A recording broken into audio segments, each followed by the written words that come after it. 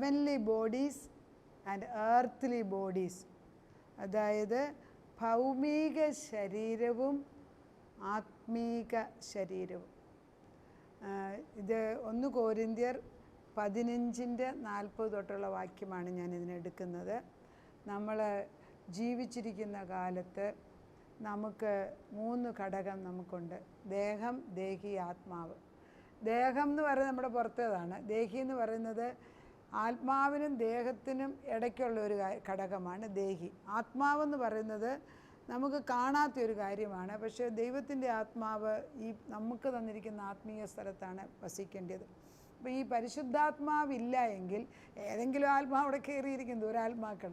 അതുകൊണ്ടാണ് വളരെ നിർബന്ധമായിട്ട് ഈ വിശുദ്ധ സ്ഥലത്ത്, അതിവിശുദ്ധ സ്ഥലത്ത് നമ്മൾ എത്രയും പെട്ടെന്ന് ദൈവത്തിനെ കൊണ്ട് നിറയ്ക്കാൻ ആഗ്രഹിക്കണം. ഇത് രാവിലെ തോറും ദിനം പ്രതി ചെയ്തുകൊണ്ടിരിക്കണം. കാരണം നമുക്ക് വി ക്യാൻ ഡിസ്പ്ലേസ് ഹിം. ദൈവത്തെ ഹൃദയത്തിൻ്റെ നടുക്ക് വെച്ചേച്ച് ഇടയ്ക്കിടയ്ക്ക് നമുക്ക് തട്ടി മാറ്റാം, അങ്ങോട്ട് മാറ്റാം. ഒരു ഭാരം വരുമ്പോൾ അത് മല പോലെ മുമ്പിൽ അങ്ങ് നിൽക്കും. അതങ്ങോട്ട് എത്ര പറഞ്ഞാലും ചിലരുടെ മുമ്പിൽ നിന്ന് നീങ്ങത്തില്ല. പലരും എൻ്റെ അടുക്കൽ വന്ന് വിഷമം പറയും, അയ്യോ ആൻറ്റി അത് പ്രാർത്ഥിക്കണം ഇത് പ്രാർത്ഥിക്കണം. നമ്മൾ വചനം എടുത്തു കൊടുക്കും, പക്ഷേ അവരുടെ തലയിൽ കയറുന്നില്ല. They are just venting their problems. അല്ലാതെ അതിൽ നിന്നൊരു ഉത്തരം കിട്ടണമെന്നും പറഞ്ഞല്ല പലരും വരുന്നത്. അപ്പം ഞാൻ പറയൂ, എത്ര നേരം എൻ്റേത് വെറുതെ സമയം കളഞ്ഞു. നമ്മൾ കേട്ട് കഴിഞ്ഞിട്ട് കർത്താവിനോട് പ്രാർത്ഥിക്കും, ദൈവം അവർക്ക് ബുദ്ധി കൊടുക്കുക, അവരുടെ ഈ പിന്നെ അവർക്കൊരു സന്തോഷം, അവരോട് പറഞ്ഞത് ആരാണ്ട് കേട്ടല്ലോ, അത്രയേ ഉള്ളൂ. പക്ഷെ they are not keen in receiving an answer in the spirit realm. ദൈവം ഇതിനെക്കുറിച്ച് എന്തോ ഒരു പരിഹാരം. അതായത് ഈ 1 കൊരിന്ത്യർ 10:13 വാക്യമുണ്ട്. 1 കൊരിന്ത്യർ 10:13 വളരെ പ്രധാനപ്പെട്ട ഒരു വാക്യമാണ്. ഏതൊരു പരീക്ഷണം വരുമ്പം നമ്മൾ ആ വാക്യം എടുത്ത് വായിക്കണം. 1 കൊരിന്ത്യർ 10:13. മനുഷ്യർക്ക് നടപ്പല്ലാത്ത പരീക്ഷ നിങ്ങൾക്ക് നേരിട്ടിട്ടില്ല. ഒന്നുകൂടെ വായിക്കാം. മനുഷ്യർക്ക് നടപ്പല്ലാത്ത പരീക്ഷ നിങ്ങൾക്ക് നേരിട്ടിട്ടില്ല. ദൈവം വിശ്വസ്തൻ. നിങ്ങൾക്ക് കഴിയുന്നതിന് മീതെ പരീക്ഷ നേരിടുവാൻ സമ്മതിക്കാതെ നിങ്ങൾക്ക് സഹിപ്പാൻ കഴിയേണ്ടതിന് പരീക്ഷയോടുകൂടെ അവൻ പോക്കുവഴിയും ഉണ്ടാക്കും. എന്താണ്? നമുക്ക് കഴിയുന്നതിന് മീതെ പരീക്ഷ നേരിടുവാൻ സമ്മതിക്കത്തില്ലെന്ന്. അപ്പോൾ ഒരളവുണ്ട്. അതായത് 10 താലന്തുള്ളവന് 10ഉം കൂടെ, 5 ഉള്ളവൻ 5ഉം കൂടെ. ഓരോ താലന്തും ഡെവലപ്പ് ചെയ്യുന്നതിന് മുമ്പ് ഒരു സാക്രിഫൈസ് ഉണ്ട്, അവിടെ ഒരു യുദ്ധമുണ്ട്. ഓരോ വാഗ്ദത്തം പ്രാപിച്ചെടുക്കുമ്പോഴും ഒരു യുദ്ധമുണ്ട്. ചുമ്മാതെ അങ്ങ് പഠിപ്പിച്ച് കയറ്റാന്ന്. ഒരപ്പനും അമ്മയും കഷ്ടപ്പെട്ട് പ്രയത്നിച്ചെടുത്താണ് മക്കൾ കയറി വരുന്നത്.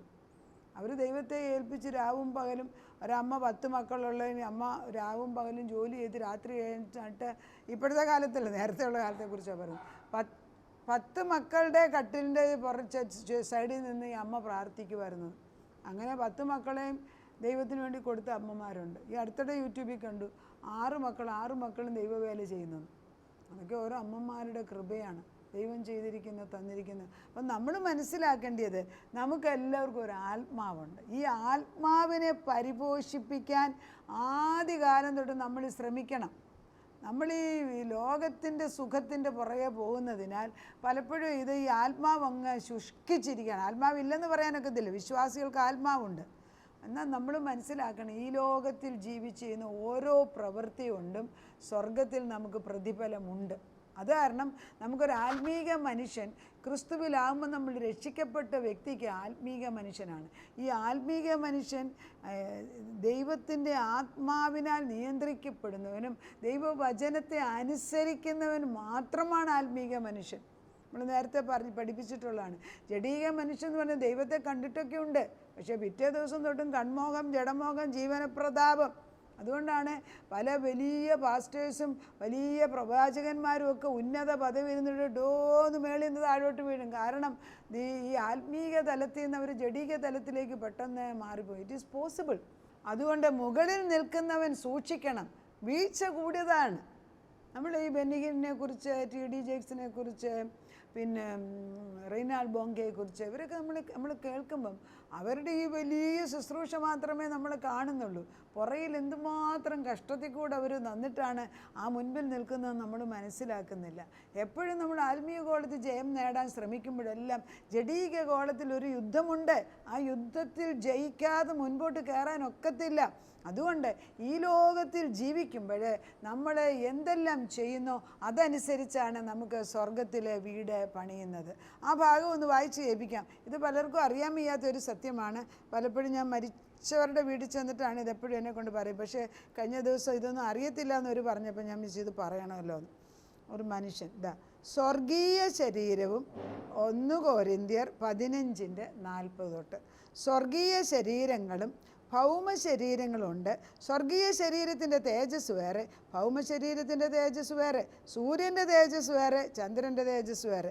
നക്ഷത്രങ്ങളുടെ തേജസ് വേറെ, നക്ഷത്രങ്ങളും തമ്മിലുള്ള തേജസ് വേറെ. മരിച്ചവരുടെ പുനരുദ്ധാനവും അങ്ങനെ തന്നെ. ദ്രവത്വത്തിൽ വിതയ്ക്കുന്നു, അദ്രവത്വത്തിൽ ഉയർക്കുന്നു. അപമാനത്തിൽ വിതയ്ക്കപ്പെടുന്നു, തേജസ്സിൽ ഉയർക്കുന്നു. ബലഹീനതയിൽ വിതയ്ക്കപ്പെടുന്നു, ശക്തിയിൽ ഉയർക്കുന്നു. പ്രാകൃത ശരീരം വിതയ്ക്കപ്പെടുന്നു, ആത്മീക ശരീരം ജയിക്കുന്നു. പ്രാകൃത ശരീരം ഉണ്ടെങ്കിൽ ആത്മീക ശരീരവും ഉണ്ട്. അവിടെ നിർത്താം. നമുക്ക് ഈ പ്രാകൃത ശരീരം ഇതാണ്.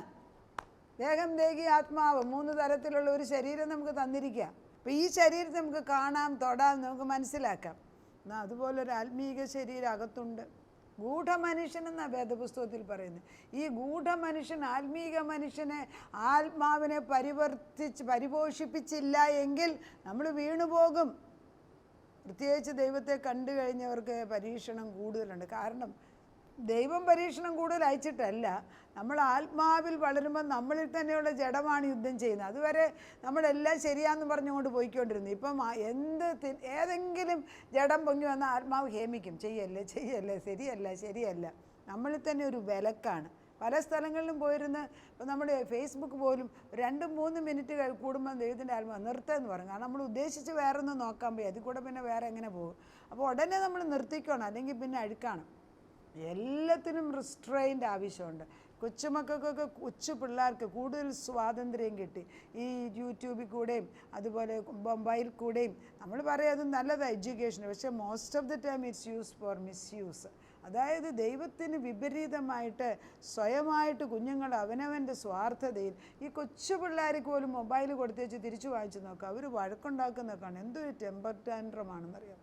കാരണം വാശി പിടിക്കുന്ന ഒരു സ്വഭാവമായി മാറി. ദൈവാത്മാവ് നമ്മളോട് പറയുന്നത്, പരിശുദ്ധാത്മാവ് നമ്മൾ ഉറച്ചു നിൽക്കണം. അങ്ങനെ ആണെങ്കിൽ മാത്രമേ നമുക്ക് ദൈവത്തിൻ്റെ ആത്മാവിൽ ജയമെടുക്കണം. ദൈവം പറയുന്നുണ്ട്, നാം മണ്ണുകൊണ്ടുള്ളവൻ്റെ പ്രതിമ ധരിച്ചതുപോലെ തന്നെ സ്വർഗീയൻ്റെ പ്രതിമയും ധരിക്കണം. എന്താണ്?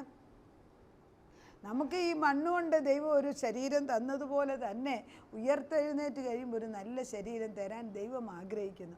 അതിനുവേണ്ടി പണിയുന്നവരായി നമ്മൾ ഈ സമയം ഉപയോഗിക്കണം. ദിനം പ്രതി ദൈവത്തിന് വേണ്ടി സമയം കണ്ടെത്തണം.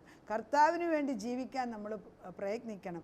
ഈ ലോക ജീവിതം കഴിയുമ്പോൾ ഒരു പ്രത്യേകമായിട്ട് നമുക്ക് എന്നേക്കും ഒരു ജീവിതമുണ്ട്.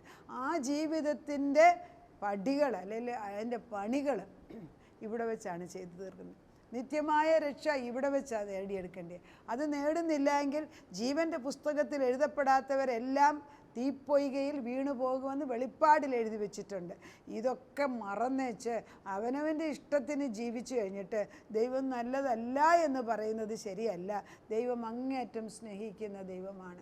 എത്ര പ്രാവശ്യം നമ്മുടെ പുറകെ നടന്നിട്ട് അവൻ്റെ സ്നേഹത്തെക്കുറിച്ചും അവൻ്റെ നിത്യജീവനെക്കുറിച്ചും പറഞ്ഞിട്ട് നമുക്കൊരു അകത്തൊരു ശരീരമുണ്ടെന്നും നമുക്കൊരു ആത്മീക ശരീരമുള്ളവരാണെന്നും പല പ്രാവശ്യം പറഞ്ഞിട്ടും മനസ്സിലാക്കിയില്ല എങ്കിൽ മനുഷ്യ, നിൻ്റെ ജീവിതം വെറുതെയാണ്. അങ്ങനെ വരാതിരിക്കട്ടെ. നമുക്ക് ദൈവത്തോട് കൂടെ നിന്നുകൊണ്ട് പ്രാർത്ഥിക്കാം. നാഥ, നീ ഞങ്ങൾക്ക് തന്നിരിക്കുന്ന അകത്തെ മനുഷ്യനെ പുഷ്ടിപ്പെടുത്താൻ, അതായത് ആത്മാവിനെ പുഷ്ടിപ്പെടുത്താൻ തന്നിരിക്കുന്ന ഏക സത്യവചനം ആ വേദപുസ്തകത്തിലുള്ളത് തന്നെയാണ്. അവൻ്റെ തിരുശരീരവും അവൻ്റെ തിരുരക്തവും ഭക്ഷിച്ചു കഴിയുമ്പോൾ മാത്രമാണ് ഇവന് ജീവൻ തരിക. കർത്താവ് പറഞ്ഞ് യോഹന്നാൻ്റെ 6-ാം അധ്യായത്തിൽ 53 മുതലുള്ള വാക്യത്തിൽ പറയുന്നുണ്ട്, എന്നെ ഭക്ഷിക്കുന്നവനിൽ ജീവനുണ്ട്, എന്നെ ഭക്ഷിക്കുന്നില്ല എങ്കിൽ അവനിൽ ജീവൻ ഇല്ല. ഏത് ജീവനാണ്? നിത്യമായ ജീവൻ. നിത്യമായ ജീവനിലേക്ക് കടന്നു വരാൻ ദൈവം നമ്മളെ മാടി വിളിക്കുകയാണ്. അത് ക്രിസ്തുവിൽ കൂടെ മാത്രമാണ് നേടുന്നത്. നമുക്കത് വാങ്ങിച്ചെടുക്കാം. കർത്താവിൻ്റെ മുമ്പിലേക്ക്, കർത്താവേ, ഇതാ ഞാൻ എന്നെ തന്നെ സമർപ്പിക്കുന്നു, ഞാൻ നിന്നെ എൻ്റെ രക്ഷിതാവായിട്ട് സ്വീകരിക്കുന്നു. നീ എൻ്റെ ഉള്ളിൽ വന്ന് വസിക്കുമ്പോൾ എൻ്റെ ആത്മാവ് ജീവൻ വെക്കും. ആ ആത്മാവിനെ പണിയാൻ തക്കവണ്ണം എന്നെ പഠിപ്പിക്കണമേ. ബാക്കിയുള്ളതെല്ലാം എലിമിനേറ്റ്, എടുത്തുകള അങ്ങനെ തന്നെ പ്രാർത്ഥിക്കേണ്ടിയിരിക്കും. ദൈവമേ, നിനക്ക് ഇതമല്ലാത്ത മറ്റുള്ളവരുടെ മുമ്പിൽ പ്രശംസ കിട്ടാൻ വേണ്ടിയുള്ള പരിപാടികളെല്ലാം മാറ്റി വെച്ചേച്ച് ദൈവമേ, കാതലായിട്ടുള്ളത് ക്രിസ്തുവാകുന്ന പാറയിൽ വീട് പണിയാൻ തക്കവണ്ണം നീ ഞങ്ങളെ ബലപ്പെടുത്തണമെന്ന് നമുക്ക് പ്രാർത്ഥിക്കാം. കാരുണ്യവാനായ ദൈവമേ, നല്ലവനായ ദൈവമേ, ഞങ്ങളുടെ ബലഹീനതയിൽ ബലം തന്ന്, ഞങ്ങളുടെ അവിശ്വസ്തതയിൽ വിശ്വസ്തത ഇട്ട് തന്ന്, ഞങ്ങൾക്കകത്തൊരു മനുഷ്യനുണ്ട്, അത് ഞങ്ങളുടെ ആത്മീക മനുഷ്യനാണെന്നും ഭൗമിക മനുഷ്യൻ കുറേ നാളത്തേക്ക് ഇവിടെ വെച്ച് തന്നിരിക്കുന്ന അത് മണ്ണിൽ നിന്നെടുത്തത് മണ്ണിലേക്ക് തിരിച്ചു പോകുമെന്ന് ഞങ്ങൾക്കറിയാം. എന്നാൽ ഈ ജഡീക ശരീരത്തെ പോഷിപ്പാൻ വേണ്ടി എന്തെല്ലാം ഞങ്ങൾ കാട്ടിക്കൂട്ടുന്നത് കർത്താവേ. അതിനുവേണ്ടി എത്രയെല്ലാം വിഗ്രഹങ്ങളെ ഞങ്ങൾ ഉണ്ടാക്കി വെച്ചിട്ട് ഞാൻ തന്നെ വിഗ്രഹമായി മാറുന്ന ഒരു അവസ്ഥയിലേക്ക് നീങ്ങുമ്പോൾ ദൈവമേ, നിൻ്റെ ആത്മാവ് ഞങ്ങളോട് ഹേമിച്ചിട്ട് ദൈവത്തെ മാത്രം ആരാധിക്കുവാൻ, സത്യദൈവത്തിൻ്റെ ആത്മാവിൽ അകത്തെ ആ ആന്തരിക മനുഷ്യനെ, ആത്മീക മനുഷ്യനെ പരിപോഷിപ്പിക്കുന്ന വചനങ്ങളിലേക്ക് ഞങ്ങളെ അടിച്ചു മാറ്റണേ അപ്പച്ച. കർത്താവേ, വാതിൽ നീയാണ് തുറക്കുക അടയ്ക്കുകയും ചെയ്യുന്നത് കർത്താവ്. ഞങ്ങൾ ആഗ്രഹിക്കുമ്പോൾ നീ ആ വാതിൽ തുറന്നു തരും. തീക്ഷ്ണമായ ആഗ്രഹം ഞങ്ങൾക്ക് ഇട്ട് തരണമേ. ഞങ്ങളുടെ അടുത്ത തലമുറകൾക്ക് ദൈവത്തിന് മഹത്വം കൊടുക്കാനുള്ള ആശയിട്ട് കൊടുക്കണം. നീ അവരെ ഇച്ഛയിട്ട് കൊടുക്കണം. സ്വപ്നത്തിൽ കൂടെ, മറ്റു കൂട്ടുകാരിൽ കൂടെ, അതുപോലെ അവരുടെ സാഹചര്യത്തിൽ കൂടെ വേണ്ടാത്ത സാഹചര്യങ്ങൾ എടുത്തു മാറ്റിവെച്ച് ദൈവത്തിൻ്റെ ശബ്ദം കേൾക്കുന്ന സാഹചര്യം ഉണ്ടാക്കണം. നല്ല ഒരു ദാവീദിന്, ഒരു നല്ല യോനാഥാനെ നീ കൊണ്ടു കൊടുക്കണം. കർത്താവേ, നീ സഹായിക്കാൻ ആളുകളെ കൊണ്ടുക്കണം. ദെബോറായെ പോലുള്ളവർ, മാതാവിനെ പോലുള്ളവർ നീ അങ്ങോട്ട് അയക്കണം കർത്താവേ. ആത്മശുശ്രൂഷ ചെയ്യുവാൻ തക്കവണ്ണം അനേക മക്കൾ ഉണരണം കർത്താവേ. ദൈവീയ പ്രകാശത്തിൽ വളർച്ച പ്രാപിക്കാൻ ഞങ്ങളെ പഠിപ്പിക്കണം. ഞങ്ങളുടെ അടുത്ത തലമുറകൾ ഞങ്ങളെക്കാട്ടിലും ഉന്നതമായ പദവിയിലിരുന്നുകൊണ്ട് ദൈവ വെളിച്ചത്തെ, പ്രകാശത്തെ പകർന്നു കൊടുക്കുന്നവരാക്കി മാറ്റണമെന്ന് പ്രാർത്ഥിക്കുന്നു. അവിടുന്ന് ഞങ്ങളുടെ പ്രാർത്ഥന കേട്ട് ജീവൻ്റെ പുസ്തകത്തിൽ എഴുതി കഴിഞ്ഞു. അവർക്കെല്ലാം നിൻ്റെ ജീവൻ്റെ ആത്മാവിന് ഇട്ട് കൊടുക്കുക തന്നെയല്ല, വാടാത്തതായ കിരീടം, നീതിയുടെ കിരീടം, സ്വർണ്ണ കിരീടം, കർത്താവേ, തങ്കത്തിൻ്റെ കിരീടം, മഹത്വത്തിൻ്റെ കിരീടം, ഇതൊക്കെ നീ വെച്ചു കൊടുക്കണമെന്ന് ഞങ്ങളെ പ്രാർത്ഥിക്കുന്നു. അതിനത് ചെയ്യുന്നതിനാൽ സ്തോത്രം. ഞങ്ങൾക്ക് തന്നിരിക്കുന്ന ജീവൻ്റെ അവകാശത്തെ തുച്ഛീകരിക്കാതെ നിന്നിൽ ഉറച്ചു നിന്ന് നിൻ്റെ വചനത്തിൽ ബലപ്പെടാൻ ഞങ്ങളെ പഠിപ്പിച്ചാട്ടെ. അങ്ങനെ ചെയ്യുന്നതിനാൽ സ്തോത്രം. പ്രാർത്ഥന കേട്ട് ഉത്തരം തന്ന ദൈവത്തിന് നന്ദി. യേശു ക്രിസ്തുവിൻ്റെ പുണ്യനാമത്തിൽ തന്നെ ആമേൻ.